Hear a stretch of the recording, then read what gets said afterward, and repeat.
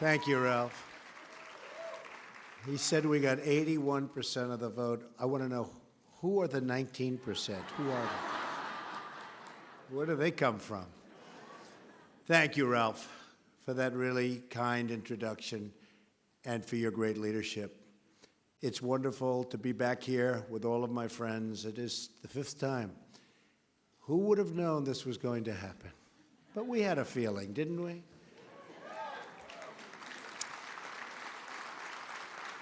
And Ralph, I want to congratulate you and your wife, Joanne, and each and every person in the audience today. In just a few years, you've helped turn a small organization into a really nationwide, beautiful movement. True, so true. And what you have achieved is extraordinary. I've spoken to this group so much, so often. I'll be back. Most recently, 1 year ago this week, when I came here to ask for your support, your help, and your prayers. And wow, did you deliver.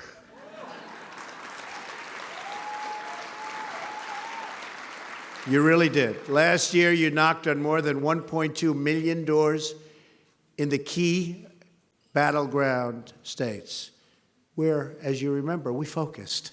Supposed to be focusing on those states. You sent 22 million pieces of mail, shared 16 million videos, and made 10 million phone calls. That's something. And I'm honored by your incredible support and grateful for your commitment to our shared cause. Thank you for all that you do. Thank you very much. Thank you. You didn't let me down, and I will never, ever let you down. You know that. We will always support our evangelical community and defend your right and the right of all Americans to follow and to live by the teachings of their faith. And as you know, we're under siege. You understand that. But we will come out bigger and better and stronger than ever. You watch. You fought hard for me, and now I'm fighting hard for all of you. I have one goal as president, to fight for the American people and to fight for America and America first.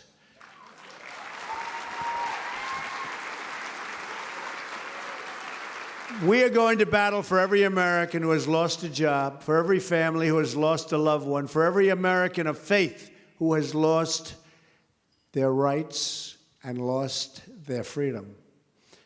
The forgotten men and women will never, ever be forgotten again. You know about that.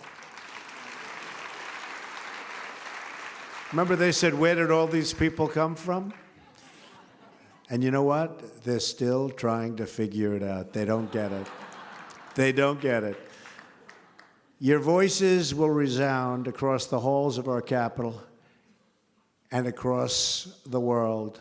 We recite today the words of Isaiah chapter 1, verse 17. Learn to do right, seek justice, defend the oppressed, take up the cause of the fatherless, plead the case of the widow. The entrenched interest and failed bitter voices in Washington will do everything in their power to try and stop us from this righteous cause, to try to stop all of you. They will lie, they will obstruct, they will spread their hatred and their prejudice. But we will not back down from doing what is right. Because as the Bible tells us, we know that the truth will prevail, that God's glorious wisdom will shine through, and that the good and decent people of this country will get the change they voted for and that they so richly deserve.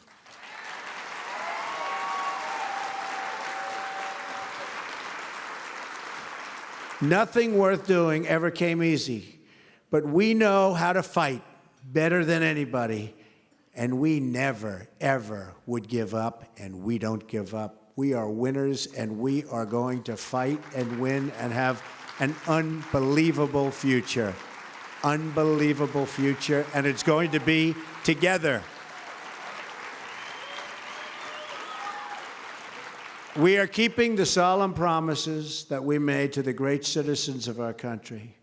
We are eliminating job-killing regulations, reversing government overreach, and returning power back to everyday Americans, the way the country started. In just a short period of time, we've already added nearly 1 million new jobs and approved historic increases in military spending. We've achieved a record reduction in illegal immigration. Did you see at the southern border? 75%. 75%. If they do 1% in the past, it used to be, oh, we're doing so well. 75%. General Kelly is doing a great job. And we are protecting our families, schools, and cities by removing the gang members. MS-13. MS-13. We're spreading them out.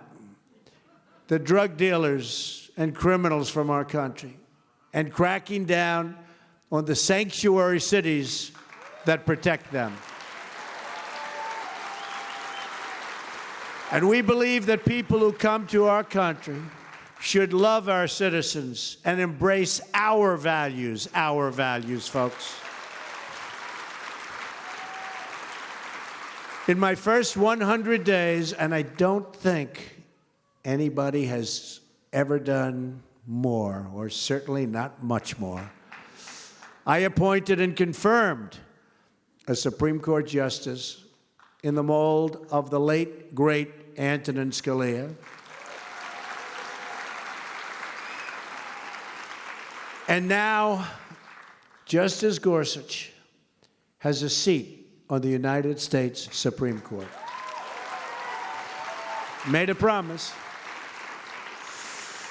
We have also proposed a historic tax cut, biggest in the history of our country, by the way. And we are fighting for fair trade that creates a level playing field for all of our American companies and our American workers. We are not on a fair playing field, but it's getting fairer by the day. We are bringing back our jobs.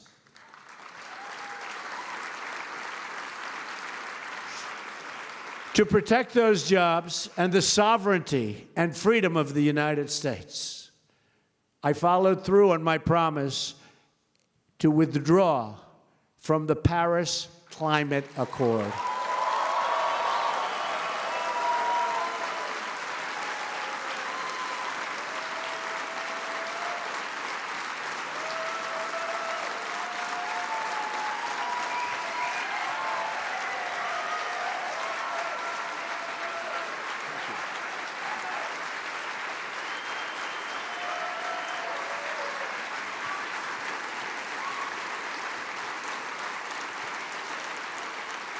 Thank you. You understand it. You understand how bad it was for our country. It's going to strip us of our jobs, our wealth, our companies. And they keep saying, oh, it's non-binding, so innocent. I figure between that deal, the Iran deal, NAFTA, we've got some beauties, don't we? Don't worry, you're going to see some real good ones coming about very soon. You're going to see some great ones coming about very soon. America will continue to lead the world on environmental protection. We're going to have clean water, crystal clean. We're going to have clean air. But what we won't do is let other countries take advantage of the United States anymore and dictate what we are doing and dictate our future.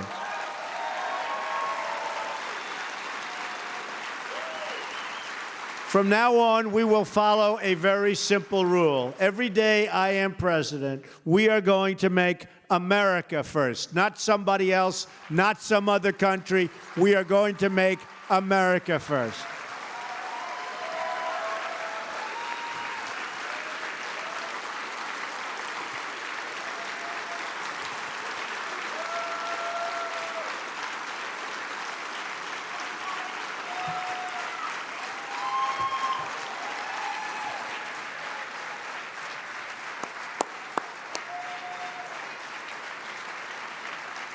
Thank you.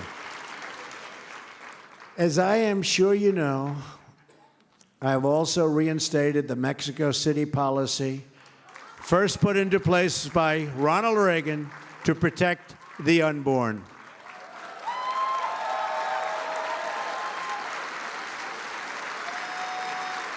Thank you.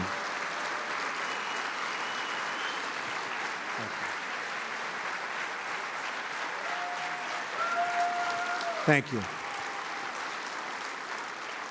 And in a really beautiful ceremony at the White House, on the National Day of Prayer, I signed, as I promised I would, a new executive action to protect religious liberty in America, including protecting the rights of groups like yours, the Little Sisters of the Poor. Thank you. Stand up, the Little Sisters of the Poor.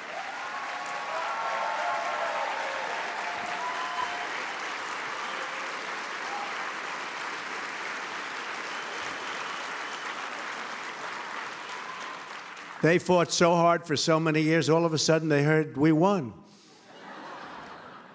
Right? They were tough. Don't want to mess with the Little Sisters, right? They hung in. They had a lot of losses. They sustained a lot of losses, but all of a sudden, one day, a few weeks ago, it was over. They won. So congratulations. Great toughness. Great people. That executive order also followed through on one of my campaign promises to so many of you, to stop the Johnson Amendment from interfering with your First Amendment rights.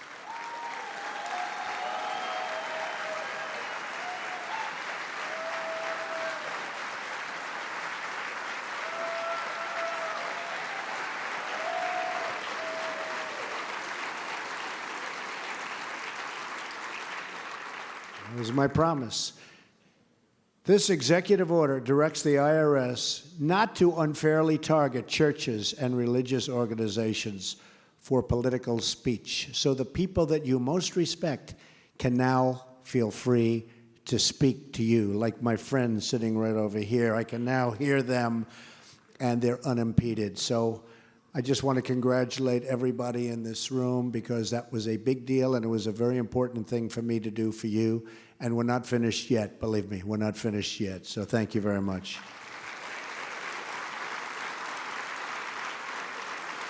No federal worker should be censoring sermons or targeting pastors. These are the people we want to hear from.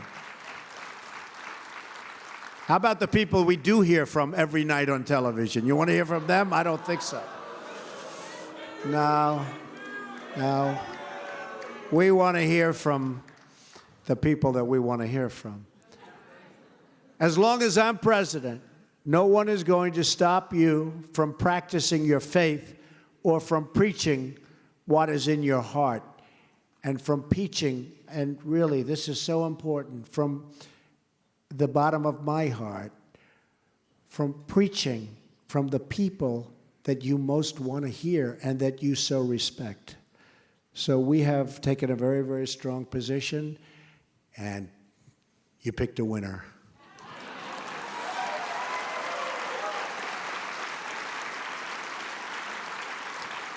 So we want our pastors speaking out.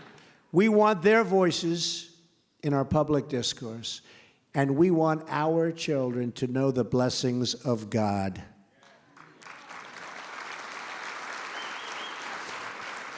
Schools should not be a place that drive out faith and religion. but that should welcome faith and religion with wide open, beautiful arms.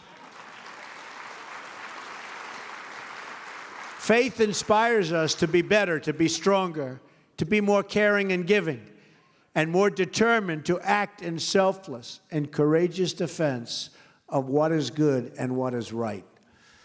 It is time to put a stop to the attacks on religion.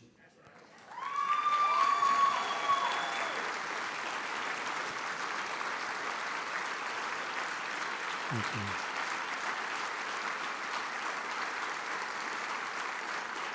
Thank you. We will end the discrimination against people of faith. Our government will once again celebrate and protect religious freedom. Restoring freedom and opportunity also means repealing and replacing the disaster known as...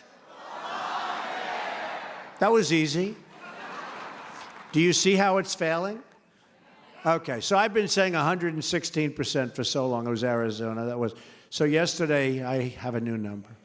204% in Alaska increase. It's a catastrophe. Obamacare, as one of the big insurance companies' head said, is in a spiral. It's in a death spiral. It is dead. Dead. Some of the states are losing their insurance companies. Yesterday, Ohio lost one of the big ones. And Ohio's got problems now. They all have problems. Kentucky, Tennessee, every place I go. But we're dealing with obstructionists. The Democrats are obstructionists. You know what? It would be great to get along with them, but it seems to be impossible. They are obstructionists. And they have a health care plan that's a disaster called Obamacare. Again, the insurance companies are fleeing. The premiums are through the roof. The deductibles, I mean, unless you die a long, horrible, slow death, those deductibles are so high, sadly, folks, you'll never get to use them. It is a disaster what's going on with Obamacare. Nobody wants to talk about it. But you take a look at the premiums, how high. You take a look at those deductibles, you have nothing. And then, of course, the mandate. Let's pay to get out of it, okay? We're the only one. We pay to get out of not paying. That's how bad it is. So Obamacare is dead. And don't let them pin it on the Republicans, by the way. We've only been here for a short period of time, okay? But a good bill passed in the House, something I hope great is going to come out through Mitch McConnell in the Senate. And we're working very hard. I can tell you, we're really working hard. And if we had the best plan in the history of the world, we wouldn't get one Democrat vote. Just remember that. If we had a plan that gave you the greatest health care ever in history, you wouldn't get one Democrat vote because they're obstructionists. They're bad right now for the country. They've gone so far left that I don't know if they can ever come back. Now, as a, believe it or not, politician, I never would call myself a politician, but I guess that's what I am. I became president. I guess I'm a politician. Selfishly, I love where they've gone because I think they've taken the wrong path. But they have gone so far left, trying to appease a certain group, that I think they've made a horrible mistake. But what they have done is they've tried to obstruct. And that's why when it comes to the elections in 2018, we have to get more because we're only up by 2 in the Senate and a pretty small number in the House. And we have to build those numbers up because we're just not going to get votes. Now, maybe times will change, and that could happen at some point. I remember when Republicans and Democrats would fight like hell, then they go out, have lunch together, have dinner together, go back, fight like hell, and get a lot of things done. Now the lunches and the dinners don't take place. The level of hatred is beyond anything that I've ever seen. So they're obstructionists, but we're going to get health care done. We're going to get the tax scares done, the tax cuts. We have the biggest tax cut and great tax reform. We're going to get it done, But sadly, we're going to have to do it as Republicans because we won't get any Democrat votes, and that's a very, very sad, sad thing. I filled my administration and cabinet with people who share our priorities and who want to deliver for the American people. And even that, as you know, it's so hard, the process, because of the obstruction. It's so hard. You know, they say resist, but they really should say obstruct. But it's so hard because when you hear that we have vacancies, it's true. But take a look at what's going on. Getting the simplest appointment is a big deal that takes forever.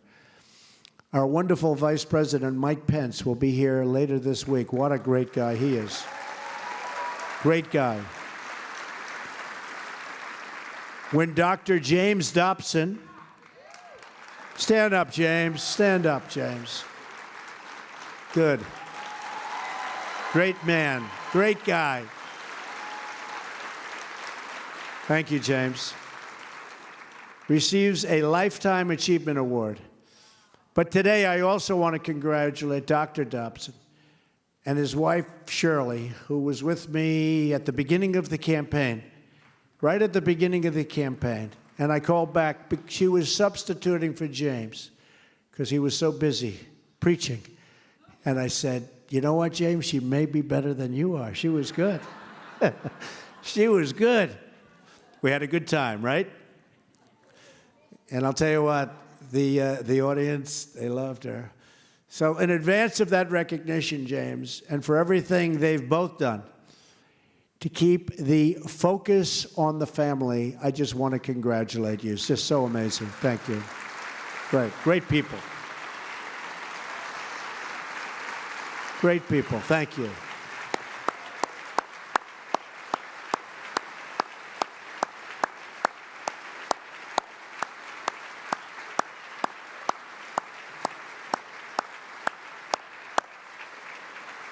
Thank you. Thanks, Shirley. Thanks, James.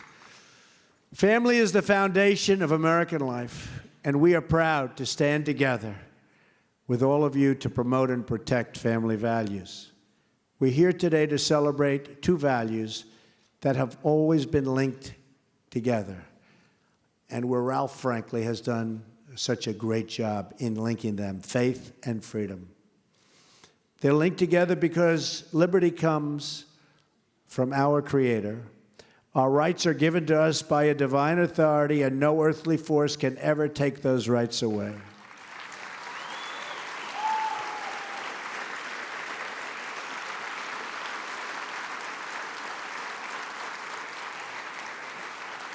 That is why my administration is taking power out of Washington and giving it back to the people where it belongs. I've said right from the beginning.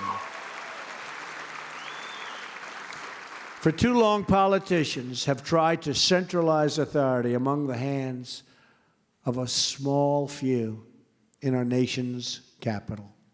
People are getting very rich. Bureaucrats think they can run over your lives, overrule your values, and tell you how to live. But we know that families and churches, not government officials, know best how to create a strong and loving community. We know that parents, not bureaucrats, know best how to raise children and create a thriving society. And above all else, we know this. In America, we don't worship government. We worship God. Right? We worship God.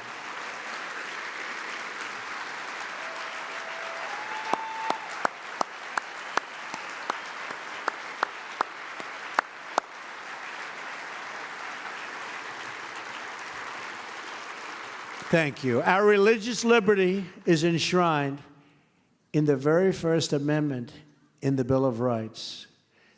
The American founders invoked our Creator 4 times in the Declaration of Independence.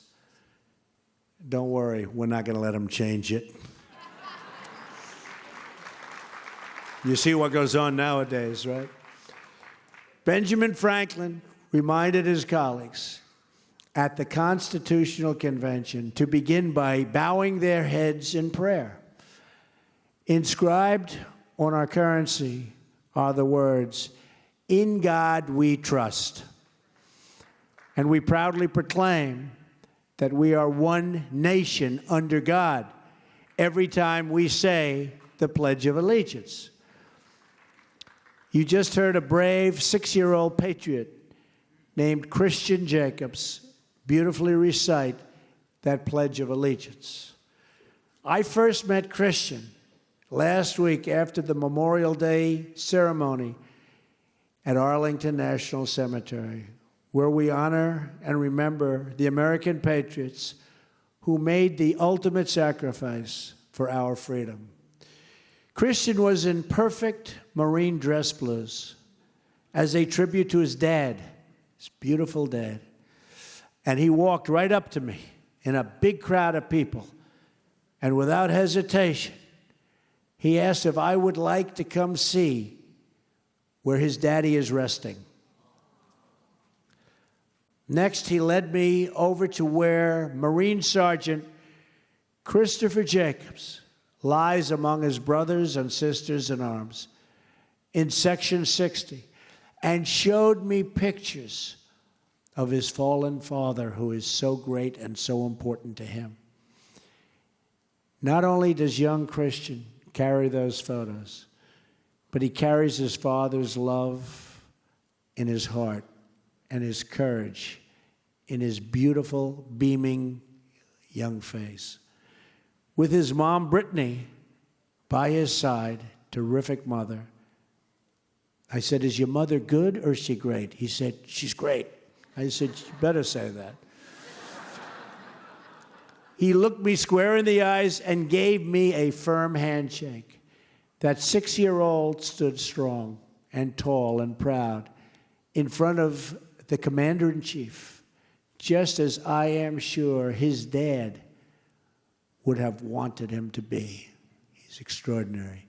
Christian's father.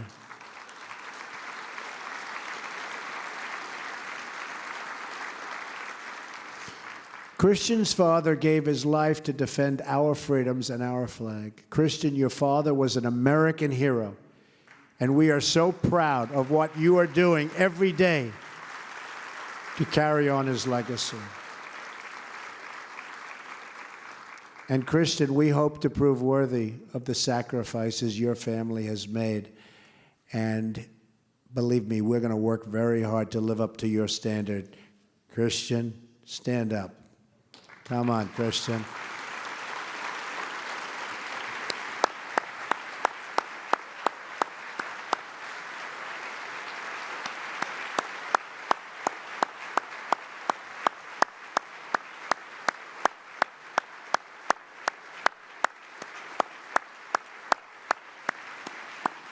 Thanks, Christian. Good job.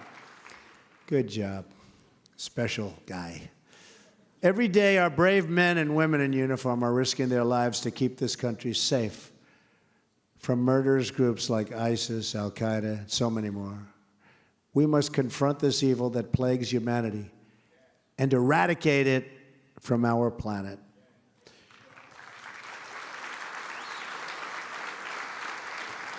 The vicious slaughters in Manchester and the streets of London underscore the depths of depravity that we face. But these atrocities only harden our resolve. We're getting better and better and tougher and smarter and smarter, Christian. We cannot allow radical Islamic terrorism to spread in our country or allow extremists to find sanctuary on our shores.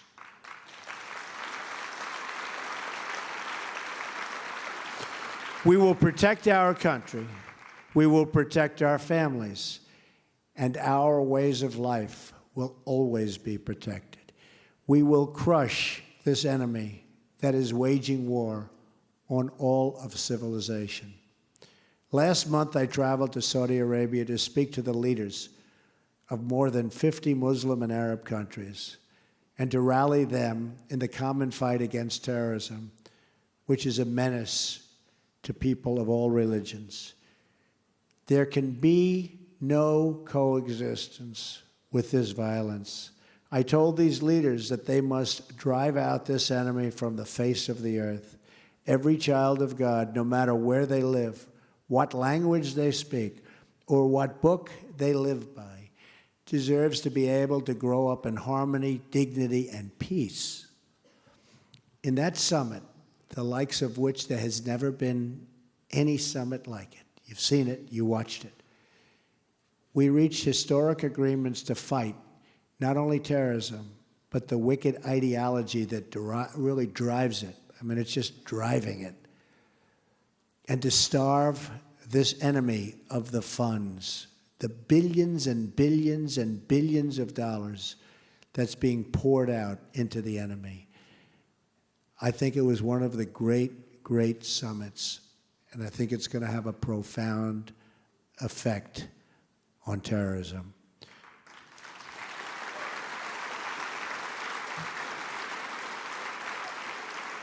Finally, because my administration is deeply committed to the right of religious believers everywhere to be free from persecution, I called on these leaders to protect Muslims and Christians and Jews and people of all faiths, because you know what's going on there, and it's horrible, horrible. Terrorism is a threat, and it is a big threat, to religious liberty around the world, and all responsible nations must protect the right of people to live and worship according to their conscience.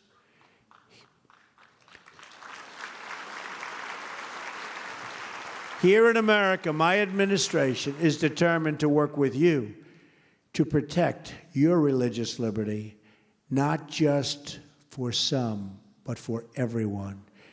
Together, we can crush the horrors of terrorism. We can usher in a new era of faith, family, and freedom. Because we understand that a nation is more than just a geography. A nation is the sum of its citizens, their hopes, their dreams, their values, and their prayers. America is a land rich with history and culture and filled with people of courage, kindness, and strength. And though we have many stories that we all share at home, the one thing we do share is one beautiful destiny. And whether we are black or brown or white, we all bleed the same red blood.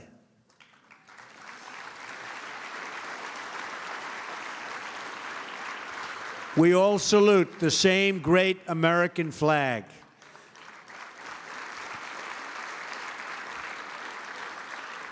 And we are all made by the same Almighty God. We face many challenges. There are many hills and mountains to climb. But one by one, we will scale those summits and we will get the job done and get the job done correctly. We will prove worthy of this very, very important moment in history. As long as we have pride in our beliefs, courage in our convictions, and faith in our God, then we will not fail.